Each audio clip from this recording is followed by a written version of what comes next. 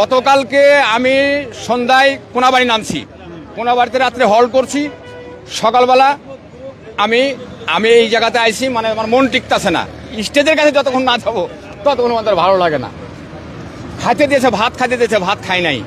ভাতটা বললাম কি আমার যা আমি বান্ধে লই, টিফিন কারি বাড়িতে ভাতটা বাঁধলে ব্যাগের ভিতরে ভরে নিয়েছি। আসে না খামো, ক্ষুধা নাই, ক্ষুধা হারিয়ে গেছে গা। বাজে কয়টা জানি না, এত ক্ষুধা হারিয়ে গেছে গা। বাংলাদেশের একমাত্র স্মার্ট সিটি বসুন্ধরা এখন আরো নিরাপদ, আধুনিকতায় আরো এক ধাপ এগিয়ে। আমি একাই এসছি বাবা। আমার দলকে আমি ভালোবাসি, আমার নেতাকে ভালোবাসি, আমি ধানের শীষকে ভালোবাসি, জিয়া রহমানের আদর্শকে ভালোবাসি, ম্যাডাম খালেদা জিয়াকে ভালোবাসি।